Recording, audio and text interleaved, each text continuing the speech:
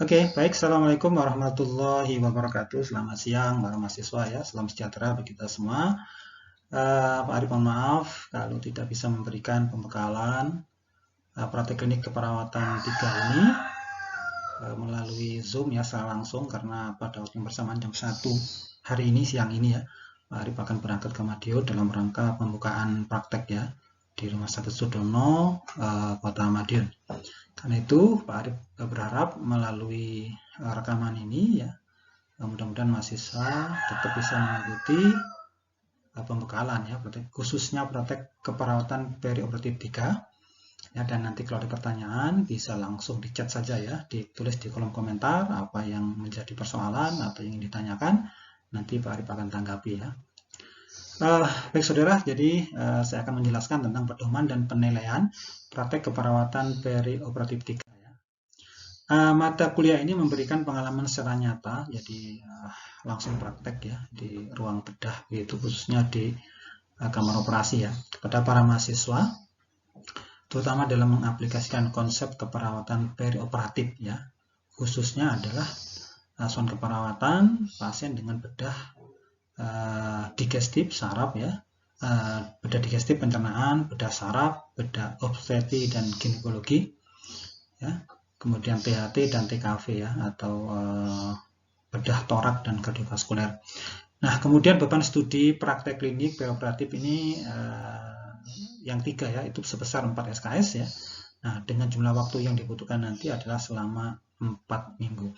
Nah, saudara, mungkin dibanding selain PO3, PO2 ya, mungkin nanti sudah dijelaskan oleh Pak Rudi.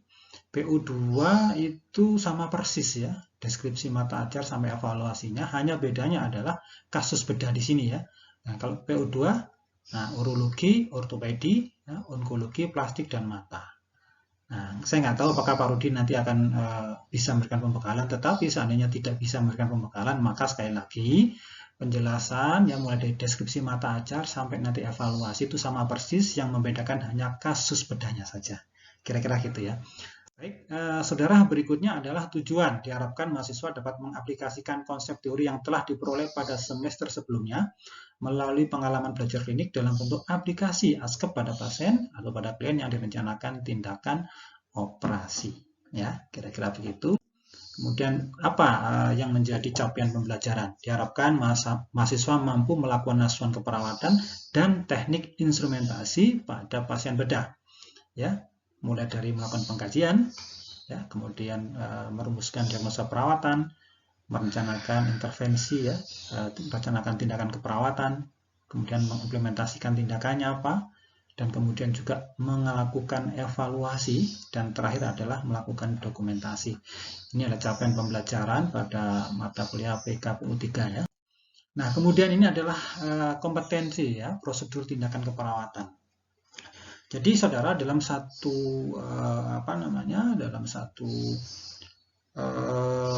tindakan operasi apapun jenis operasinya ya, maka ini adalah merupakan step by step langkahnya, SOP-nya ya, dari menyiapkan lingkungan operasi, mengidentifikasi kelembagaan data dan kondisi klien preoperatif ya, menyiapkan klien masuk ke ruang operasi, menerapkan teknik aseptif ya, dan seterusnya sampai dokumentasi, cleaning dan packing ya. Jadi kalau nanti Anda mengelola pasien, katakan nanti Anda dapat pasien bedah digestif ya, mungkin appendektomi begitu ya, maka ketika Anda mengelola pasien ini, maka Anda harus menyiapkan ya lingkungan operasi sampai kemudian Anda melakukan dekontaminasi, cleaning dan packing ya, atas alat-alat yang telah digunakan, atas instrumen yang telah digunakan. Ya, ini adalah tetap ya, apapun operasinya maka tetap, nggak masalah.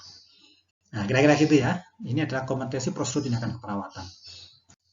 Nah, kemudian tempat dan waktunya. Yang pertama, praktek klinik keperawatan periode 3 ini dilaksanakan selama 4 minggu ya, mulai 7 Februari sampai 2 April.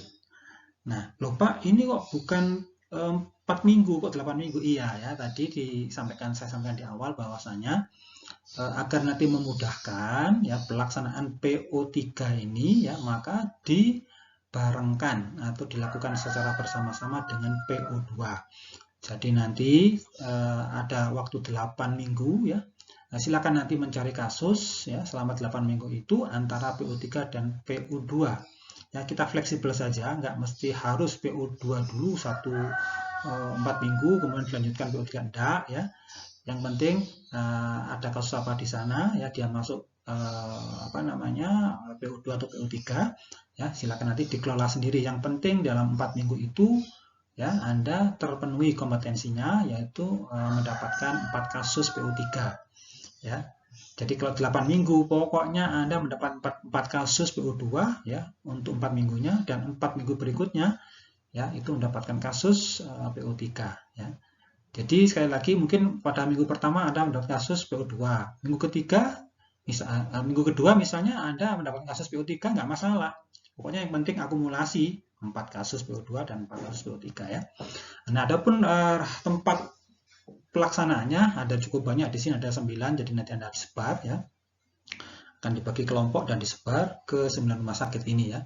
Ada di Rumah Sakit Karsausada Batu, Lavalet Malang, Aisyah Malang ya, Nyuruan Kepanjen, kemudian Rumah Sakit Wafa Kepanjen, ada Rumah Sakit Mardiwaloyo Blitar, Dr. Iska Tulungagung, kemudian Sudono Madiun, dan terakhir adalah Rumah Sakit Bangil di Pasuruan ya.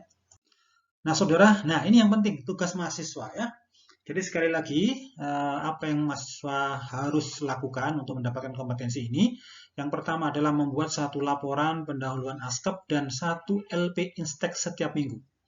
Ya, sekali lagi, 1 laporan pendahuluan, 1 LP ASKEP dan Instek. LP ASKEP dan LP Instek.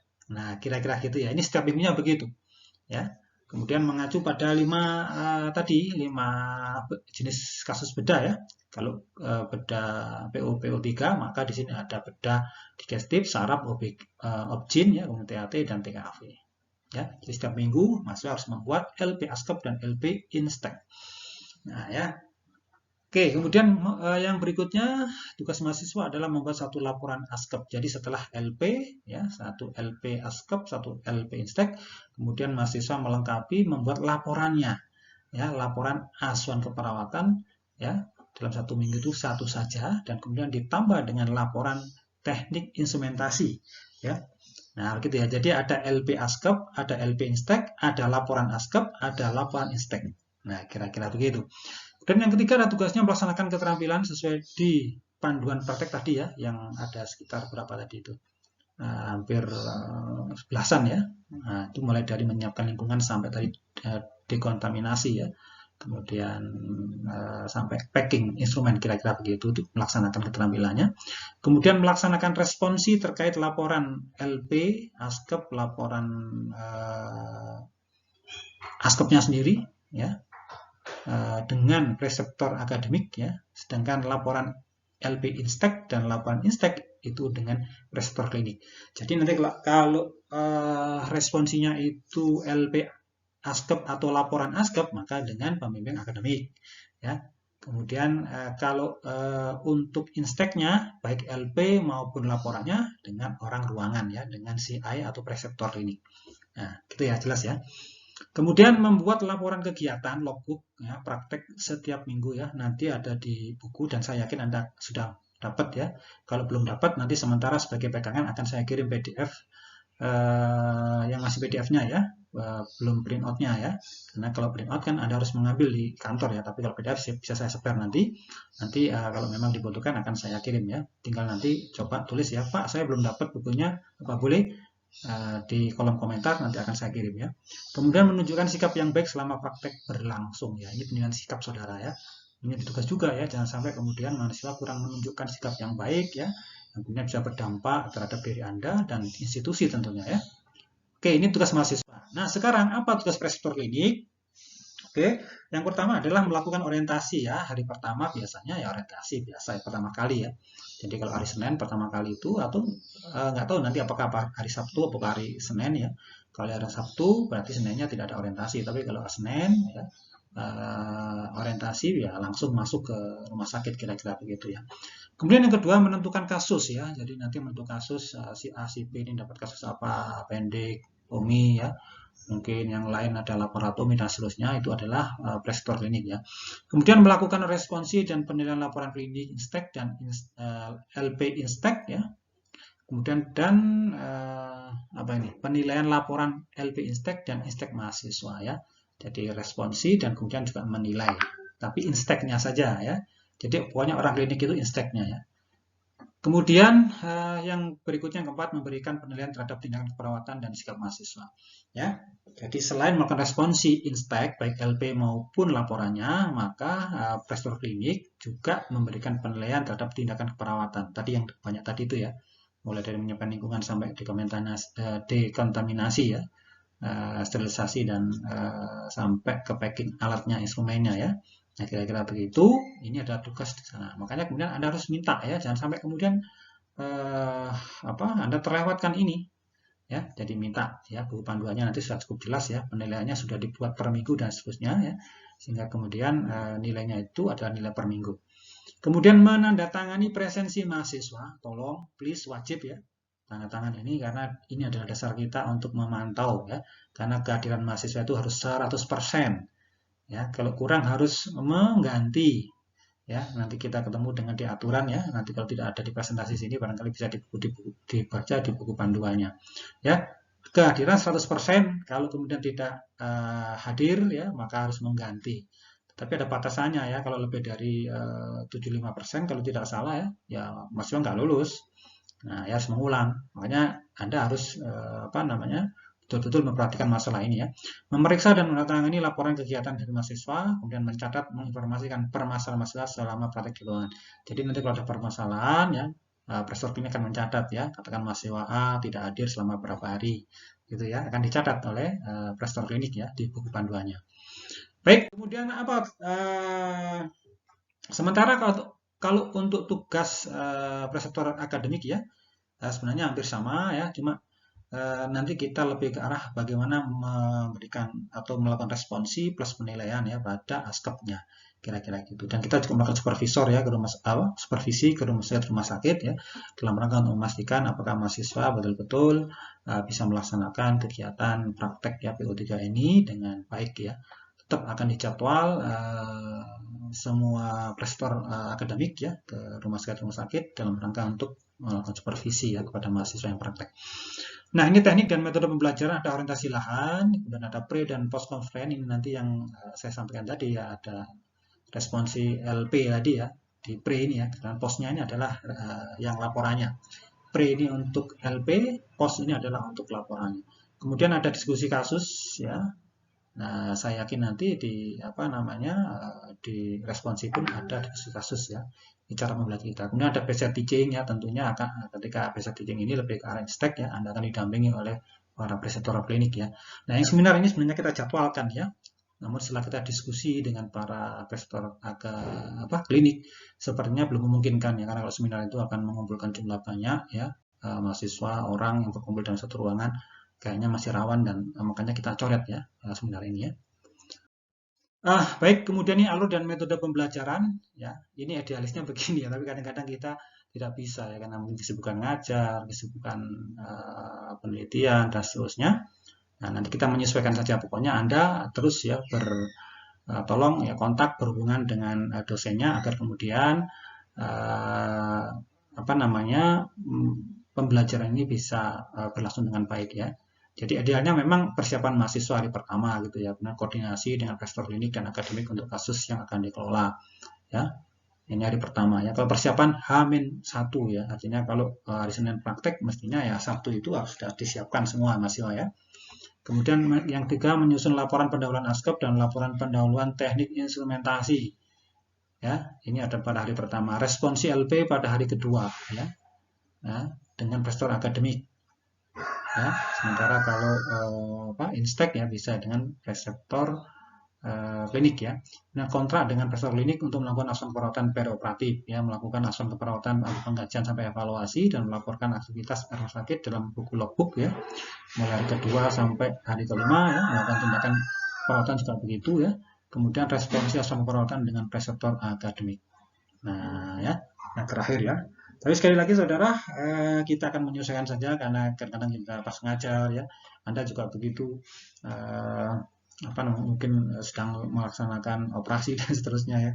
Karena itu kita coba nanti mencari waktu yang pas ya. Kalau mungkin ada pembimbing yang datang ke sana dan bisa responsif, bisa langsung. Tapi kalau kemudian tidak memungkinkan, kemungkinan juga kita bisa melakukan respons itu lewat online ya, dengan Zoom mungkin dan seterusnya. Baik, kemudian evaluasinya ini yang jelas ya, saudara. Pertama ya, ini penting ya. Jadi ada bobot. Jadi Anda bisa melakukan strategi apa kira-kira untuk mendapatkan nilai yang terbagus ya, terbaik. Laporan pendahuluan ASKEP dan LP teknik instrumentasi ya, ini bobotnya sekitar 20% ya. ASKEP-nya ya, laporan ASKEP maupun teknik instrumentasinya itu 30%, kemudian tindakan ya atau proses perawatan yang mulai dari menyiapkan lingkungan sampai tadi packing itu 40%, ini paling tinggi ya. Kemudian selama sikap selama praktek berlangsung ya, disiplin dan seterusnya ini ada sekitar 10%. Nah saudara, jadi itu yang bisa saya sampaikan ya, pembekalan atau penjelasan terkait dengan pedoman dan buku penilaian. Sekali lagi, kalau ada hal-hal yang belum jelas dari apa yang saya sampaikan, silakan ditulis di kolom komentar dan nanti akan saya jawab insya Allah secepat-cepatnya ya. Akan saya respon dengan segera ya. Karena dalam perjalanan nanti mungkin saya akan memantau ya. Akan memantau lewat HP ya. Nanti kalau memang ini akan saya coba respon dengan secepatnya. Saya kira demikian ya.